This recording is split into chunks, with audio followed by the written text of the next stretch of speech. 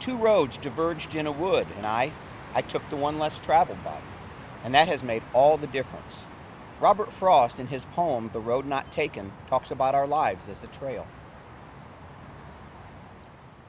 As we walk along the trail, we learn and grow, see new sights, and wonder upon new discoveries.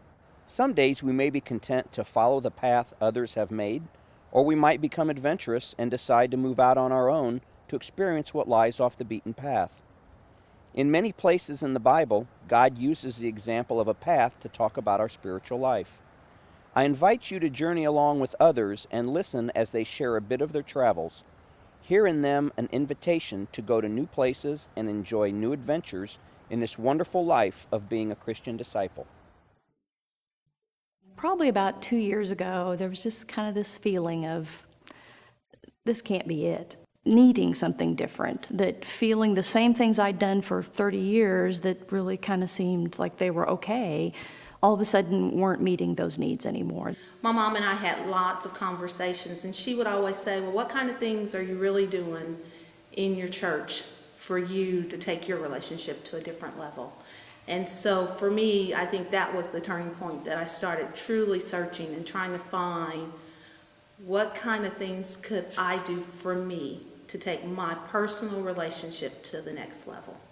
We were all just sitting around a fire, and we had just been like in some deep prayer, and we could feel something was surrounding us. It wasn't just the warmth of the fire, it was something inside of us, and we could tell that something big was happening in all of our lives. I was in the choir, and I taught Sunday school for children, but all of a sudden I just realized I was just sort of idling. I was just at a standstill, and I just needed something more. I just knew it. I've been here. I've been going to church. I've been in the bell choir, teaching Sunday school. And those things were great, but it just felt like that was my day-to-day life. And it did not seem satisfying enough. Almost 3 years ago, I went on what's called the Walk to Emmaus. And when I got through with that weekend, and I spent that weekend with Jesus Christ, I just said to myself, and I'm sure a lot of people have said this to themselves, why didn't I know about all this? Why didn't I know there was more? Where does it begin? Maybe it is a new experience which makes God come alive as never before, or an inner restlessness with the way things are and a yearning for something more. It is a little like walking the same old section of trail over and over to one day realize what was once exciting and fulfilling no longer holds the awe it did. Down deep, you know there is more. And while that first step can be scary, it can also lead to new meaning and purpose in your life. There was a women's Bible study that was offered, Becoming a Woman of Excellence. There you go. That was going to be it. And it was 12 weeks long, and I thought that this is it. This is going to be my purpose. That's what I'm looking for, my purpose in life.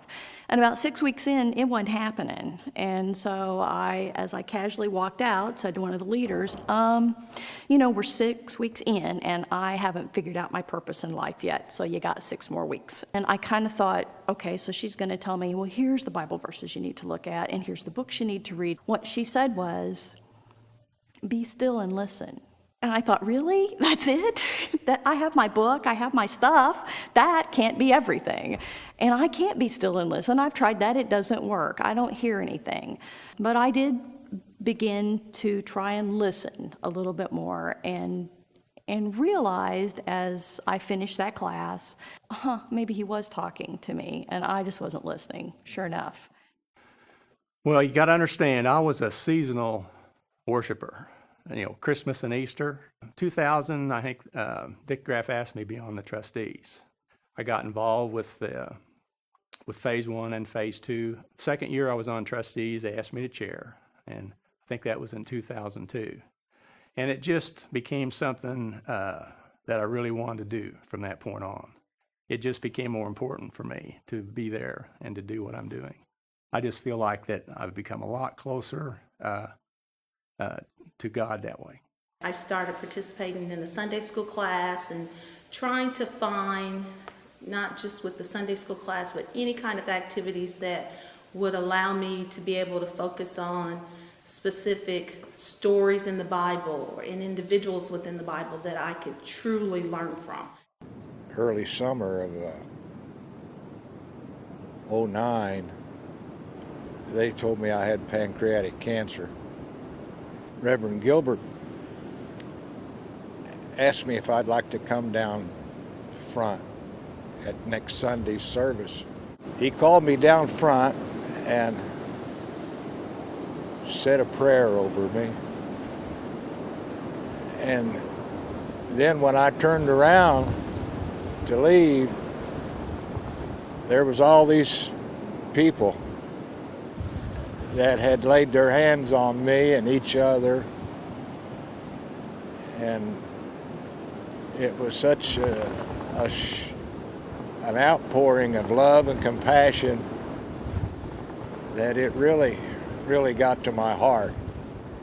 And that feeling has really never, ever left me.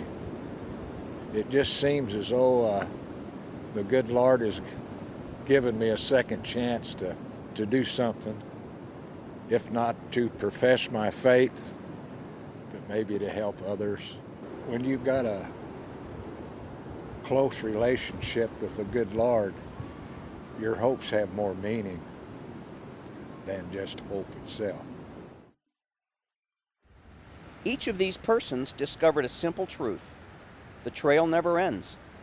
There is always one more hill to climb, one more bend in the road. It is there for us to discover if only we are willing to take the first step of faith. So what are we waiting for? We wait because that first step is often not an easy one. Just step out of your comfort zone and try something new. I mean, because that's the only way, in my opinion, that you're going to be able to move on to a new level in your faith. But then if you are a person that, you come to church, you think you're, I'm a good person, I do the right things, but you're just like, there's something missing. Well, I think it's because you need to take the next step. You're too comfortable where you are. I would ask them to really search within themselves to find out what it is that they're really wanting. And while it's great to come to church, it's great to be in the activities, it's great to be in the choir, but at the end of the day, what is it that will make you happy and know that you're where you want to be in your walk? My word of encouragement would be that there is absolutely something else out there. Don't let someone tell you, you're good. You're good. You must want too much, because there is way more out there. And I feel like I've come 1,000,000 miles from where I was 2 years ago, and I got 1,000,000 more miles to go. I'm more excited every day of what I know there is to come. It may not do it for everyone, but I think that if they can become involved with some committees or with some classes or with some type of a consistent type of relationship with the church in some way. But I think you have to work up the courage to do one small step. And then you will find people to support you. And it's amazing what happens when you make one small step. You just have to be willing to do it and step out. Because there may come a time in your life when you need your faith. You need something else to carry you through. And you'll be glad that you've had worked on it and that you're prepared for those times. I think God will give you anything you need to help you with your journey. And I just feel like that you just have to listen. God changes things, but you just got to believe. He's a mighty God. So whether you are just starting on the trail, He's in my heart, my soul. He helps me a lot, and he's my savior. His love means that there are people in the world that might hate me, but I should love them. or have been on it for over 100 years. Because the road's hard, and that doesn't mean you give up. You got to have faith to believe that He'll take you over the rough roads as well as the smooth roads. And so, with faith in God, I believe He'll lead me to the end. The adventure never really ends. I don't have many days left, but I don't pray for a longer life, which I enjoy it and like to stay here with all the good people. But I know I'll have to leave, and so now I just pray for a closer walk with God. So what is your next step? Where is God leading you? The adventure of a lifetime is within your grasp. What is your response to the call of the trail?